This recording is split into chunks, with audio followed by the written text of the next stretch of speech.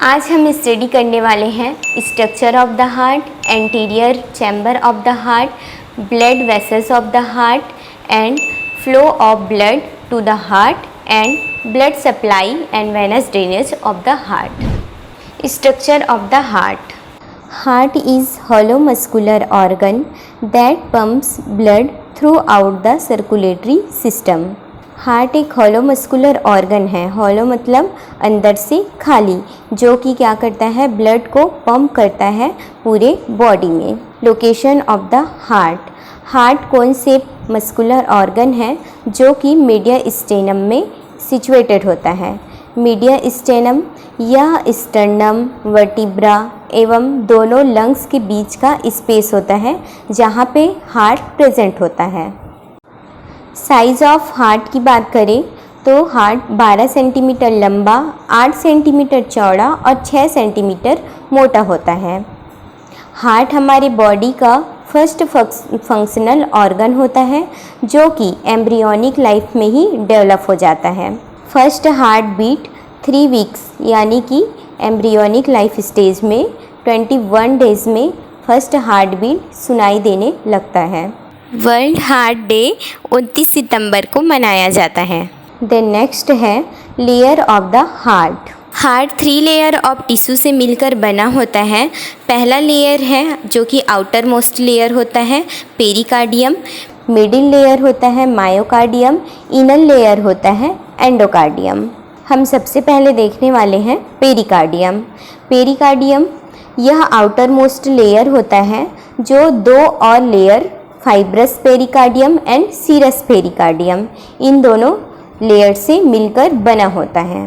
Parietal pericardium और visceral pericardium के बीच में एक स्पेस पाया जाता है जिसको पेरिकार्डियल कैविटी कहते हैं। ये कैविटी फ्लूइड से फिल होता है जो कि प्रोटेक्ट करता है हार्ट को अगेंस्ट जो बाहर के चोट हैं। Then myocardium.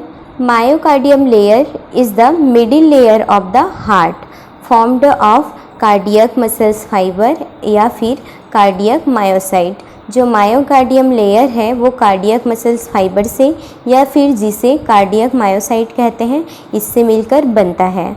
It forms the bulk of heart, मतलब ये 95% ऑफ द हार्ट का जो स्ट्रक्चर है उसको कवर करता है मायोकार्डियम।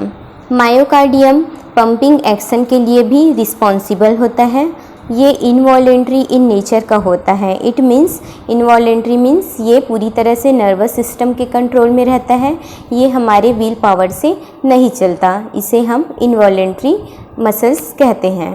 देन है endocardium layer. Endocardium layer inner most layer of the heart wall होता है।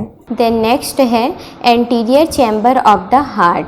हार्ट में 4 चैम्बर होता है जिसमें से है 2 एट्रियम, मतलब राइट एंड लेफ्ट एट्रियम जिससे हम ऑरिकल भी कहते हैं। देन है 2 वेंट्रिकल, मतलब right and left ventricle. Heart में right and left chamber divide होता है एक सेप्टम से, फाइब्रस सेप्टम से। हार्ट में 4 वाल्व प्रेजेंट होता है।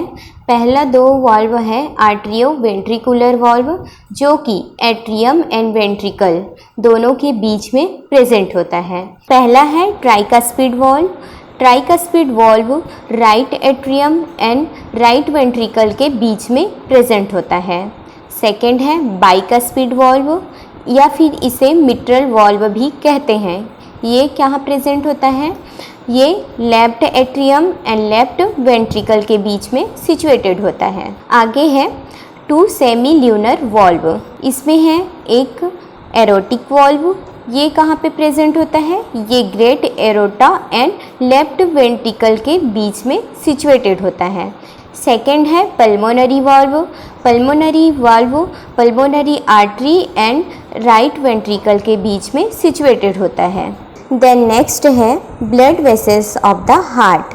हार्ट में पाया जाने वाला ब्लड वेसल्स हैं इंफीरियर एंड सुपीरियर वेना कावा।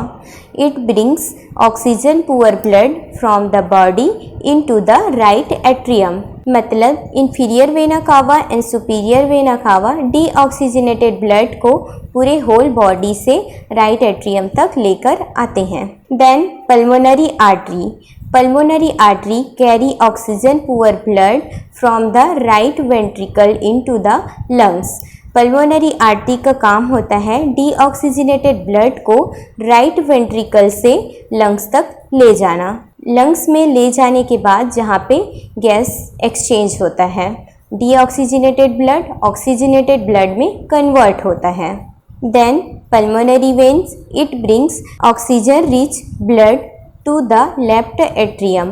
पल्मोनरी वेन्स का काम होता है कि ऑक्सीजनेटेड ब्लड, जो कि ब्लड प्योर हो चुका है लंग में, उस ब्लड को लेफ्ट एट्रियम में लाने का काम करता है। Then aorta.